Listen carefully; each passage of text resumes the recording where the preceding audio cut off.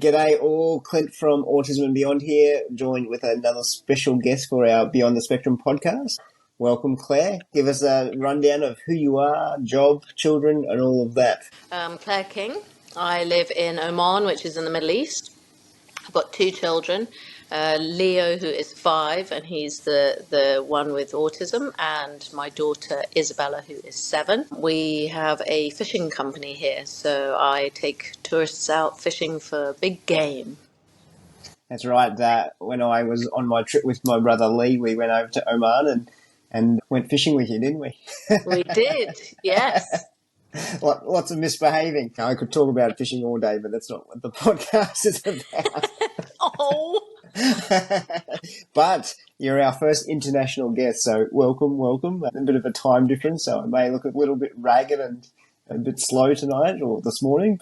Tell us, was it Leo? Was that right? Yeah, Leo. Boy? So obviously we met fishing, and the reason I wanted to get you on our podcast is because you told me quite an interesting story of what you've gone through with Leo. I thought it would be super interesting to share with our listeners. Tell me what you've done for Leo, and obviously is he diagnosed and is he aware of his diagnosis and all that sort of stuff? How far back do you want me to start from? Up to you. Well, I'll try and do the first bit quite briefly. So when he was very first born, he was my second child, and I could quickly tell that there was something that wasn't quite right. Fast forward through about the first 3.5 years, everything was delayed. Nothing quite seemed right. No one had any answers. They had done a sort of rough genetic test on him. And then at about 3.5, they suddenly rang me and said, look, we've got this very in-depth genetic test that they're offering in the UK that is obviously it's free because it's under the NHS. They took my blood, my husband's blood, and my son's blood, ran all of it, and came back with a genetic diagnosis for him, which is called CDK13, which, as far as we know, there's about 400 people that have been diagnosed officially with it. So, and it ranges from both sides of the spectrum, a child that could not even eat or breathe on their own, to some people that have lived with it their whole life and don't know. So that was very broad. In between all of this, he was non-verbal. And being in Oman, especially where we are in Salalah, it's nigh on impossible to find any help or support. And I think the hardest part as a parent has been trying to find the right type of support and people that understand. And I think that we get loads of words thrown at us that we're not prepared to take in. I remember them throwing autism at me and I freaked. And then when he got the genetic diagnosis, I was like, okay, I'll take the autism. Because I just didn't really understand it. And I didn't really understand how it was going to affect me, him, us in general. Anyway, we sort of worked through it, and I just basically put my time into trying to find the right therapists, the right people that could help him. And that was another thing that I found really difficult, is that I didn't find the therapies that they offered here were like the westernized countries. So in the UK and I guess in America, there just isn't those options. So that's been a huge challenge to us, finding English-speaking speech therapists and occupational therapists and physiotherapists. So that sort of happened later. And we're now at a point where he is 5.5. I have managed to find a lady here that started a Montessori school, and she has him at the Montessori. Nice. A lot of wrangling. So she's growing this great Montessori school in Salalah that's sort of come off the basis of my desperation for Leo. And I found a fantastic occupational therapist in Kenya who has come to live with us, or not live with us, but to be here. And she works with him on a 24/7 basis almost. Not in the evening. In the evening it's me, but every day she goes to school with him. So that's been amazing, which obviously I feel lucky in some ways, because a lot of people wouldn't have that option. They have to do occupational therapy for an hour every, like 3 times a week. But he missed 5 years of any of this because we didn't know what was wrong with him, and we didn't know how to help him. We couldn't find someone. So we put that in place. And then, as I think I told you when we were on the boat and we were talking about earlier, I came across one of the ladies on this Facebook group for CDK13 started to talk about stem cells for autism. And obviously it sparked my interest because a lot of people were talking about it giving speech. And because my son has babble and he says a couple of words, I feel like it's there, but he can't manage. So I started looking into the stem cell therapy, basically, root of things. Is that enough background for you? Or do you want me just to... Yeah, no, that's good. So you then went down the stem cell track, and we spoke before I was recording that you noticed massive difference. Is that right? Yeah, it originated with me being a very punchy parent, finding that there's a place in America called Duke University, and they are supposed to have one of the best stem cell for autism options, and with a hell of a lot of pull from various people, I managed to finally get the doctor on a WhatsApp call. She didn't really have much of a choice. That was another story in itself. And she was like, you must know some people, which I really don't, but I was just quite determined. So I got her on this call, and unfortunately, Duke only, in America, it's not FDA approved, stem cells for autism treatment. And Duke can only do it as like a trial course. So they've been running trials for decades now. And for anyone that doesn't know, and this is my very basic knowledge, the stem cells can be taken from varying ways. So they can either take it from your bone marrow, take it from the cord blood of the child or a sibling with a match, or some of these places can actually cultivate their own stem cells that they, from various methods. A lot of it is from donated cord blood and cord cells. And then they extract the stem cells out of it, which, from my very basic understanding, they don't have to be matched to a person. Obviously, some of the places that use their own stem cells for various things do, but for this particular. So Duke couldn't do it, and Panama, from researching, were the equal. And so after about 9 months of pestering and begging, I got on a call, and the woman said to me, look, we can't guarantee it. And I said, I don't care. I think with any parent, we don't care. We're just like, as long as there's not any major side effects, I'm very willing to give it a go. So we did. We went over there in September. Quite the journey to get there. Yeah, hell. Yes, with a 5.5-year-old autistic child that doesn't understand much. At the time, he was this lovely, gorgeous, smiley. He's on the smiley side, huggy, but away with the fairies. He could lie on the floor and clap for ages. He, would sit and just turn pages of a book for hours. Not so many tantrums, and not the typical autistic traits. He would go off onto the, if you take him out, he loves people. So he'll run up to people and he'll stare at them and he wants to touch them. And we obviously, in an Arab country, we have lots of covered people, and he loves women that are covered. Yeah, right. I'm sure it's his naughty side. He just wants to, rip it off and have a look. And so anyway, I travelled over, and they do a blood test the first day, and then it's 4 days of a really super fast. They inject into the vein these stem cells, and I think it's about 40 million cells over 4 days. Wow. So it's practically painless, and it was dead easy for us anyway. He's not afraid of needles, and he's got a high pain threshold. So it was super simple, and I started seeing things different immediately. On the second day, he picked up a toy car and he started using it like a toy car, which he'd never done. And then since we've been back in Oman, it's been however many months. And obviously this occupational therapist then came and worked with us.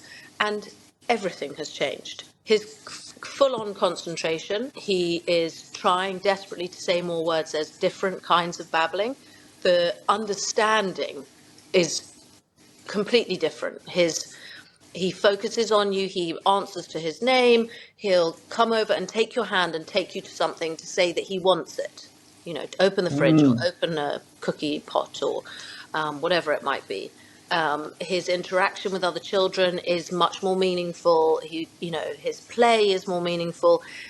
He started to understand shapes and colours. If we ask him to sort them, then, but almost in the funniest way, like he can't be bothered.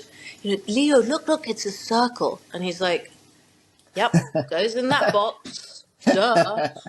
So He's he's just, got a bit of attitude as well, did he? yeah, he's just got this like super labor, and in it, he's like, "Oh." Sort of kind of attitudey when he's doing it. So yeah, for us, it's been phenomenal. And the stories on these Facebook groups about it have been phenomenal. And yeah,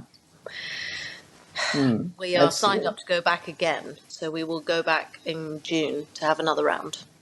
yeah, right. So I think my plan is, as long as I see what they call gains, then I will do it this time, and then I will do it one more time. And Yeah, okay. if I really think it's still doing something, I don't care if I have to go back, for the rest of his life. If anyone ever asked me I've got a child with autism, I would just say to them, try it. Yeah, okay. There's nothing to lose, in my So eyes. we have the NDIS here, so the government sort of funded, for disability support. I don't know if they would be on board with that sort of stuff, but getting money out of the NDIS for parents is like getting blood from a stone sometimes. So. Oh yeah, and that's the hard part. Is a lot of these parents, that, I mean, we're fishing guides. It's not like we have the money, but it's a sort of case of, I'll sell my kidney if I have to, and I'll make it work. Obviously, being in Oman, your challenges are, you touched on them, a lot different to parents in Australia. So, are there any more sort of challenges that you face?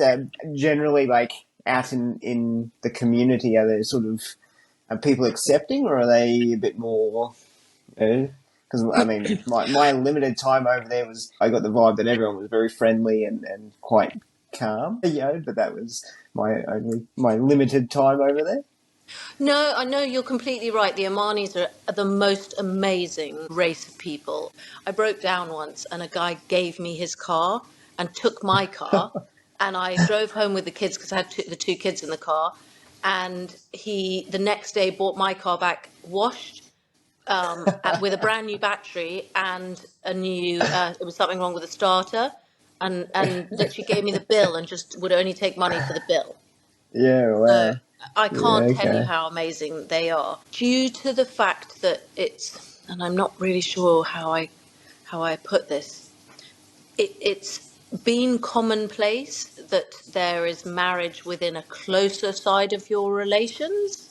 I don't know if it's any higher percentage, but there are a large number of children that have got disabilities of differing descriptions. And from talking to some of the locals that I understand, some of the families can be quite sort of not ashamed but shy of it, and the child stays at home, and others are very open about it.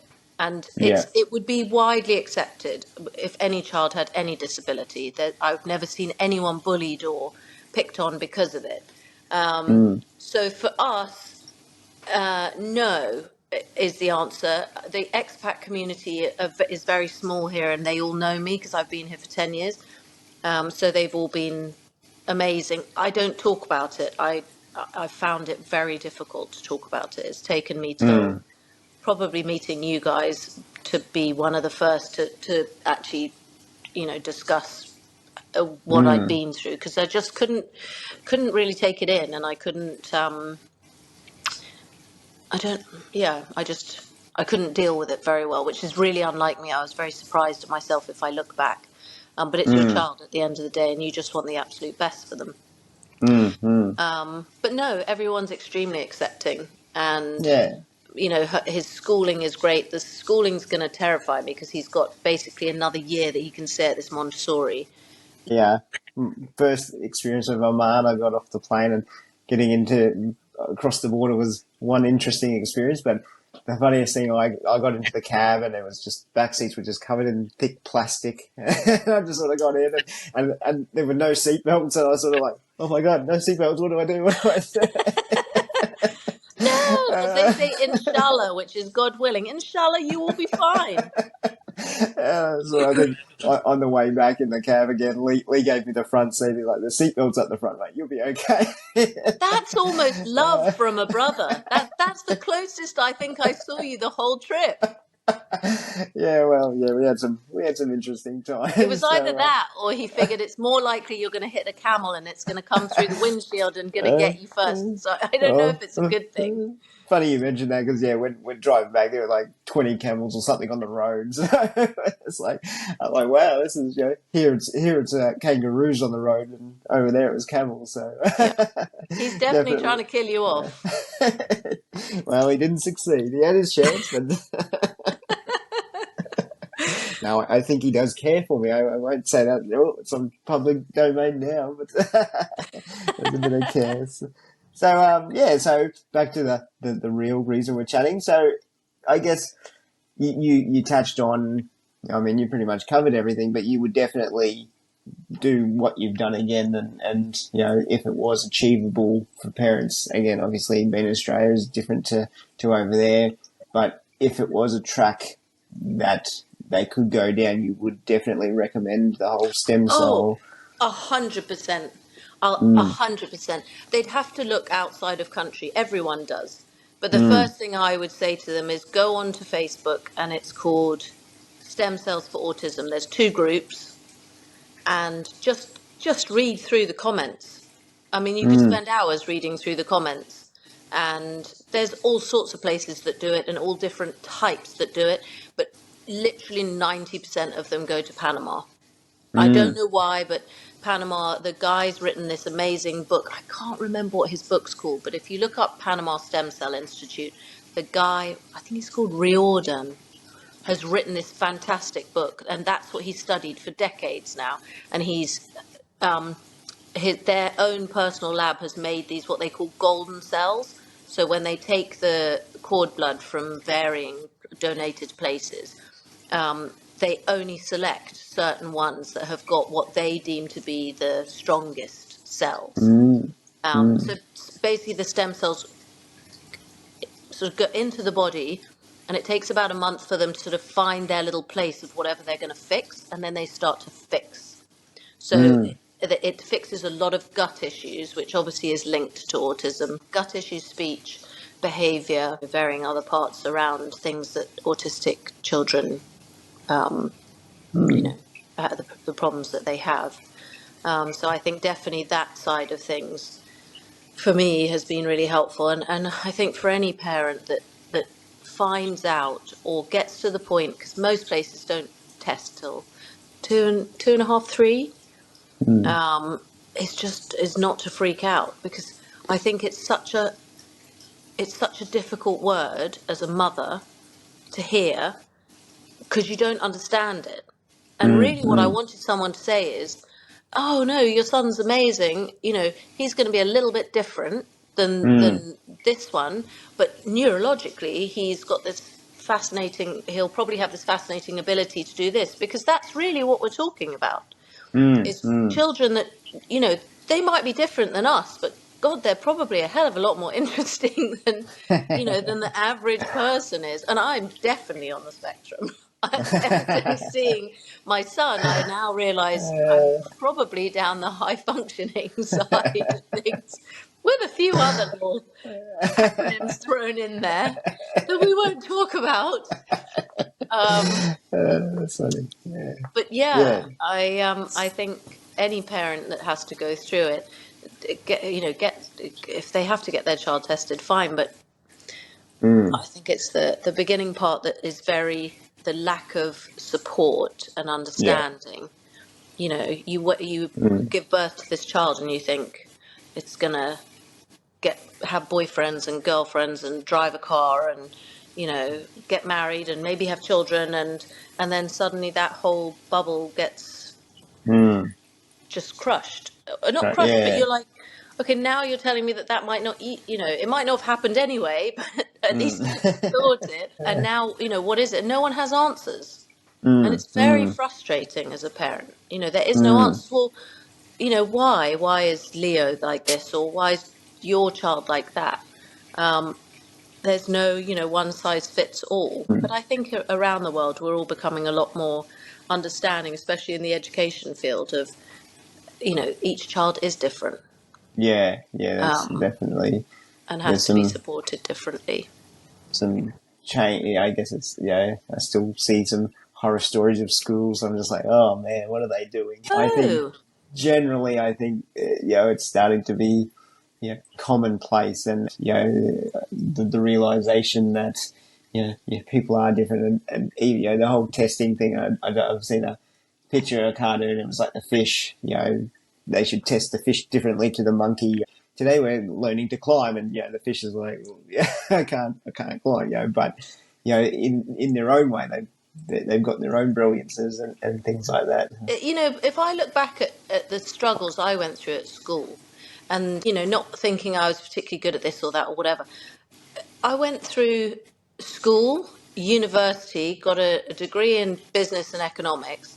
I've done absolutely fine, international business and economics, and so technically I've used international business, but really everything that I've got to at this point is just basically learning how to shout at clients and tell them they're useless and they must cast more and cast further, and a bit of banter on the boat. But I don't see too many major things.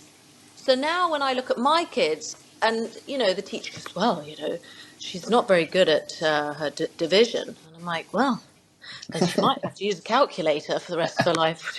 Oh God. Terrible. Yeah. Oh no. I wish more parents were told, okay, cool, well, that bit might be a challenge, and if you can support it at home, but otherwise, unless they're going to become an aeronautical engineer, I wouldn't worry, because this is their strong point. Let's focus on their strong point and what makes them happy, because all of us at the end of the day want to do something that we're happy. That's right. So if my son decides that, I don't know, he wants to become a fishing guide like me, then great. And if he never manages to do his times table, I don't care. If he never manages to learn how to write, that's fine, because there will be something. That's strong. Technology's not going away, is it? No. And there's always workarounds, and it's. I think we put so much stress on ourselves that our child has to conform to this box. And why is he not reading? All of his friends are reading. Who cares? Yeah, that's right. They sort of pick it up at their own time a lot of the times, don't they? I think definitely the stress factor. I wish someone had been there that was 5-10 years on from me and just said, just don't worry about it. And that's so easy to say as well in a position. And it's taken me a long time to get to that position. But I would love to say to other parents, you've got this special little person that is, I promise you, going to teach you some things that you didn't even know, and is going to bring something really amazing to the world. So, It's funny you said don't worry about it.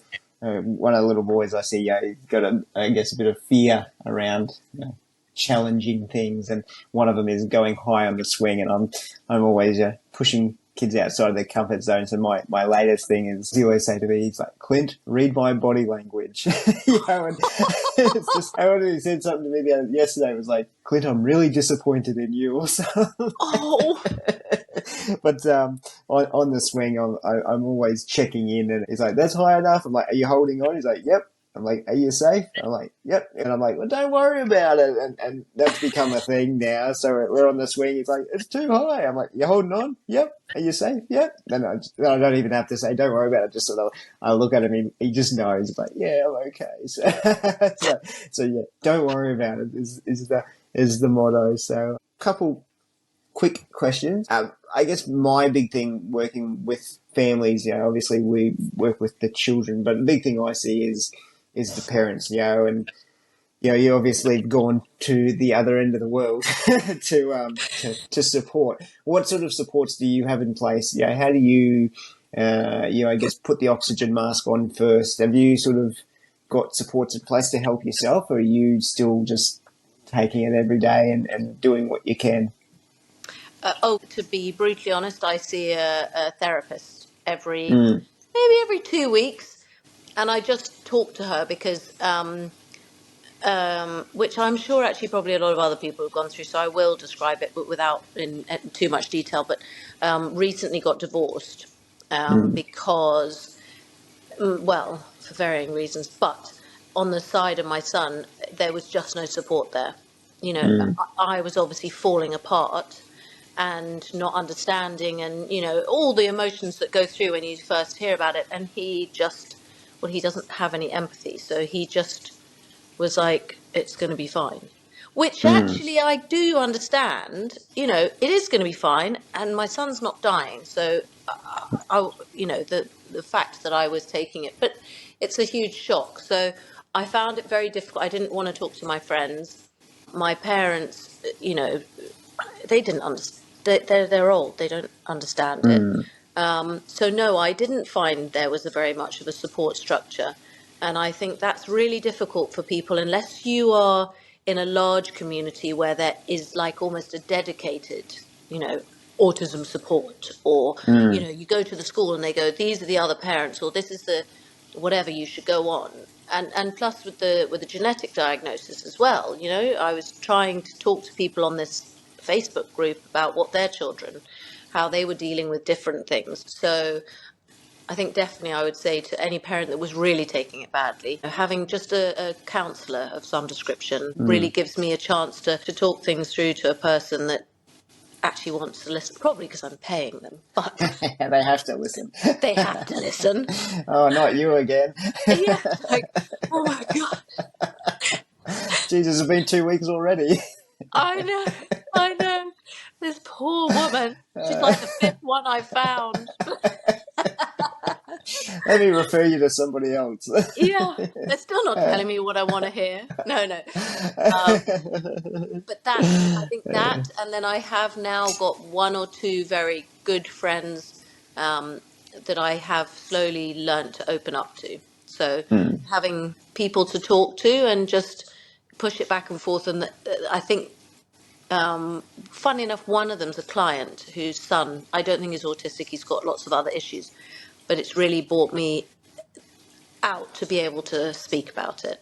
And when you mm, speak mm. about it, you learn so much. Yeah, I think when we were on the boat, when you found out what I did, your eyes lit up. It's like, somebody I can talk to without judgment, and Well, it's yeah, experience. You don't know who to speak yeah, to with experience, and you're like, mm, any ideas how I should deal with this?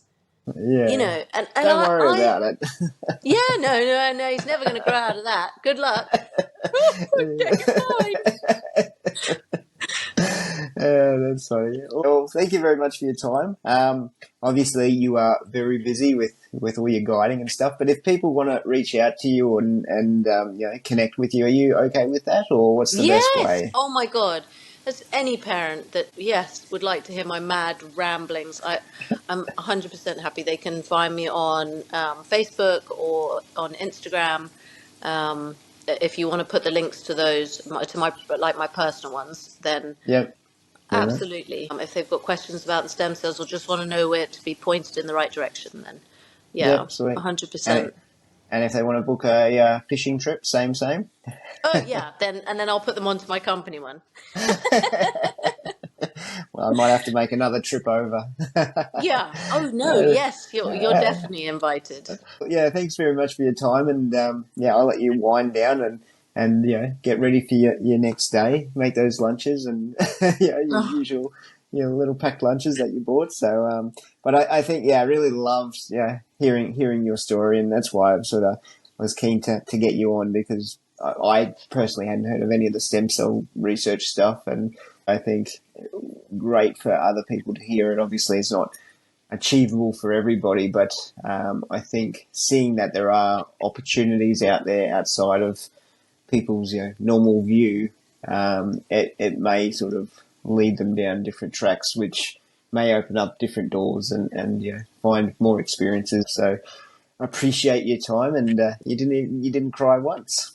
No, I've held it back. It certainly was worth getting up at 2 a.m. to chat with you. So, Oh, it's so nice to chat to you as well. yeah. So, but also, if you need another person just to chat to, or listen to your ramblings or whatever, you've got my details. So, Thank definitely you. reach out and give me a chat as well anytime you want. So, Thank you, I will do.